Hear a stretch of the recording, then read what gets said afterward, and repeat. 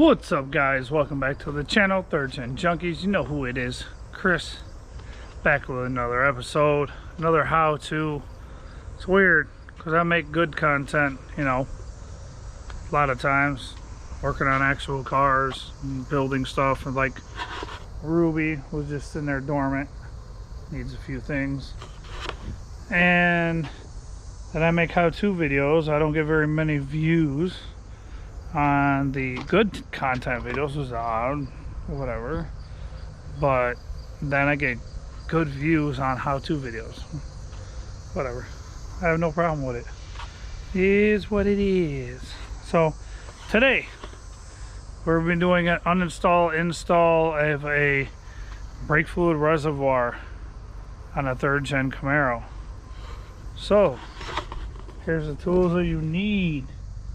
15 millimeter, usually a ratchet wrench is best, and I have this one here just because the 19 mil, the end's broken out of it. I use it as for leverage, and I'm not too sure what size the line wrenches are if you're going to change it. I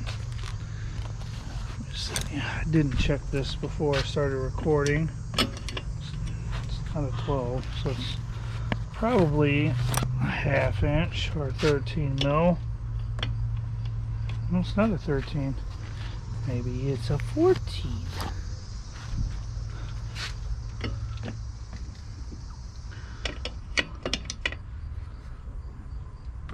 Yep, 14. And surprisingly, they came off really easy. All right. Well, I didn't mean to do all that. But if you're going to be changing your brake fluid reservoir, not the booster, I'm not doing the booster on this one because I don't have a battery charge for my light to be able to get up under the dash to show you how to uninstall that.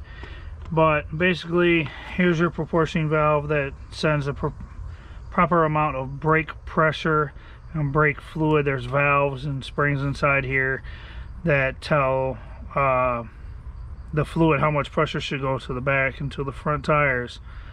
So if you're going to be changing this here, your brake fluid reservoir, you literally need two 15 millimeters, and these are like the nylock bolts or nuts. They have you can barely see the green nylon inside them there, and this one's like beyond rusty.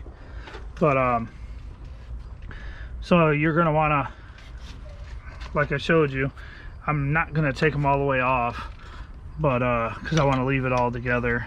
But just get a 14 mil wrench. Usually you want to get what's it called? Not a box on wrench, a line wrench, specifically for these, so you don't strip them. But you want to break these guys loose, and you want to unscrew them. And usually, you know, all these down here are still connected. They're not all cut. So you kind of just bend it a little bit out of the way. Like I said, I'm not going to take them off. These are loose because I'm going to leave this all together in one thing.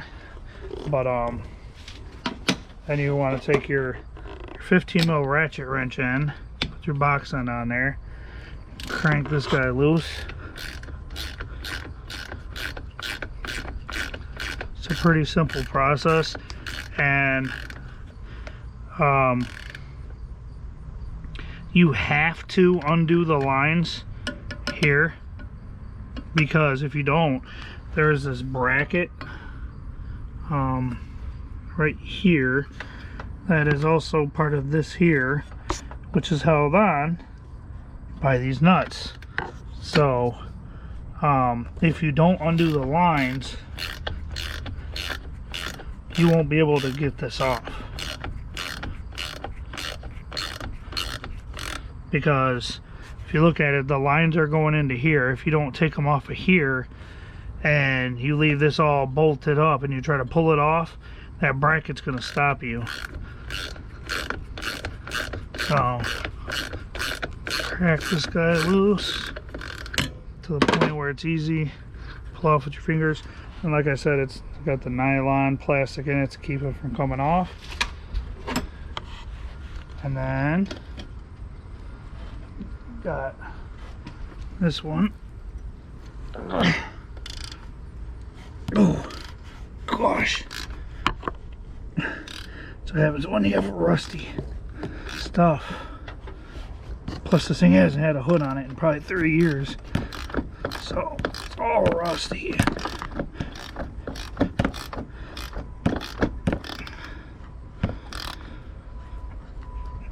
Like I said, that's another reason why you had this guy. So I could just go like this, get up under there, and do like that. This, just get more leverage.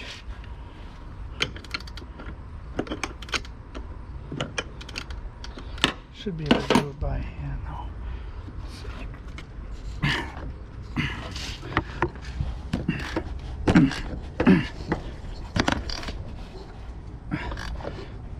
Yeah, usually, just to let you guys know, most cars have a hood on them, and the bolts or the nuts look like this, and they're all nice and easy, and they come off easy. They're not all crappy like this. And it's weird that the one side is super rusty and the other side's not. It's very odd.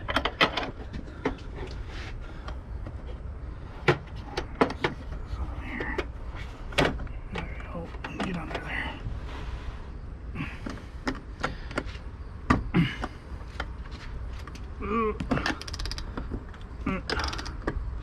And if you wanted, I mean, you could probably use a swivel with a long extension and get on it and hit it with an impact there and straight this way. Try to go around the strut tower, but I wouldn't do it. It's just easier this way. Just takes a little bit more effort. And usually, like I said, see that one, even though it looks like crap, the nylon plastic is starting to come out of the inside of the threads. But do this. God, it's taking forever. Give me 1 second. All right, back. I almost got this guy off.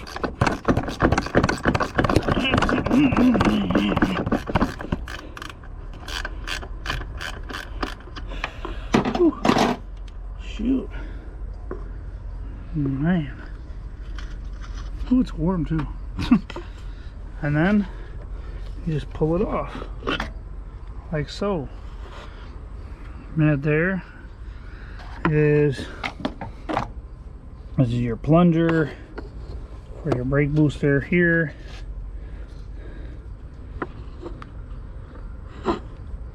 It's the rod that when you push the brake pedal, it does all the leveraging, pushes this out, which pushes this guy in, which is extremely hard. You gotta figure you do this with your I squeezed it and brake fluid's shooting out of that one line there. That's basically it. That's your uninstall, and to reinstall is just the opposite. You literally just take it, make sure that that rod is in there, pushed all the way in, slide this bad boy back on here like that. Put your nuts back on.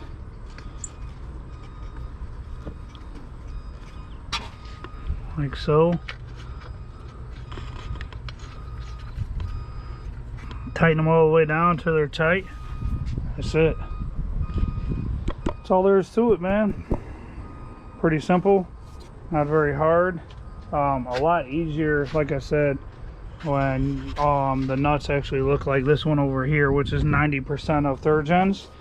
So yeah, it's a lot easier when they're actually clean. Anyhow, under the hood of a car instead of under the hood of a rusty parts car. Really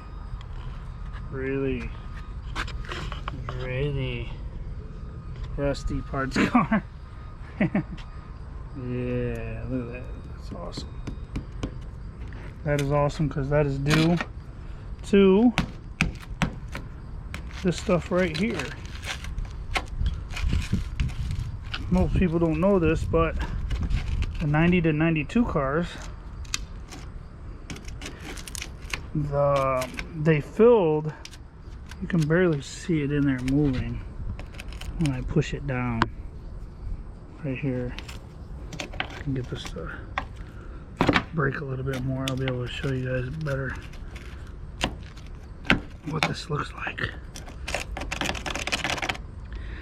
If you see that right there, that is actually foam, like expandafoam, like you use on your house.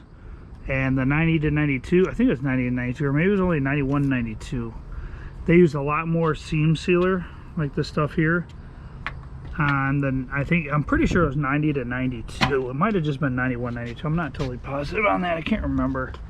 But they use a lot more seam sealer on the car, so they weren't such rattle boxes like the 82 to 89s. The 90 to 92, I think, was the year that they put more seam sealer on all the seams, and they ride way better. I think I've actually told you guys this. Riding in Purple Haze as opposed to Black Magic. When we first got Black Magic, the wife was like, "Oh, it rides so good. Oh, it's so tight. You know, you hit a bump, it's like it's not there." And I said, give it some time. The car sat for 9-10 years on jack stands. It hasn't moved, it hasn't flexed. Give it some time, let it, you know, work its way in. And guess what happened?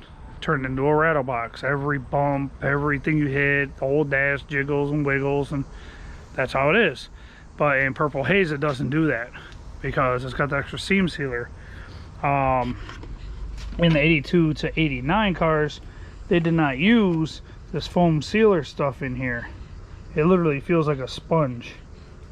They didn't use that stuff, but any little bit of moisture gets in here and that stuff holds it and retains it, and it rots this whole A-pillar, and it's known to rot all this out, all the way down, because it just holds the moisture in there. And it's only the 90 to 92 cars, which really sucks.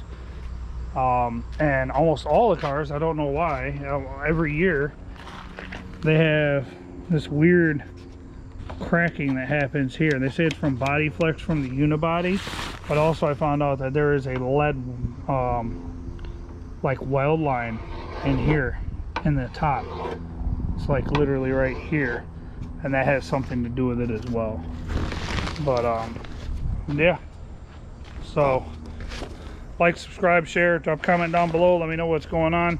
Like I keep telling you guys, I haven't heard anything from nobody. I haven't got any emails. You want some free stickers? Hit me up, cameramancchris79@gmail.com.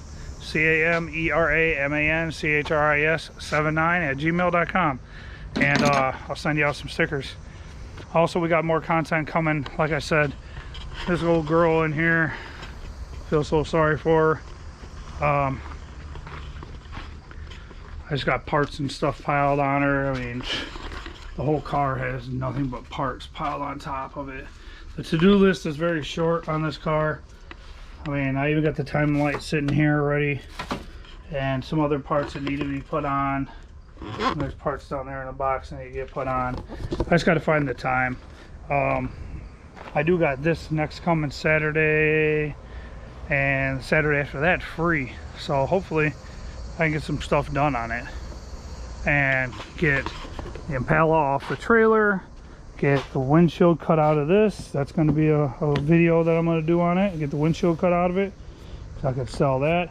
And I want to get this thing stripped down, normally in this condition without interior in it, or even with. It took me 6 hours flat to cut up a car completely and get it on the trailer and get it scrapped and get it gone. So I'll probably start on it Friday night. I might make some video, might not. Today is Monday 15th. So yeah guys, like I said, drop a comment down below, like, subscribe, hit that share button, please. Just do it to support the channel and for the love of third gens. See you next time.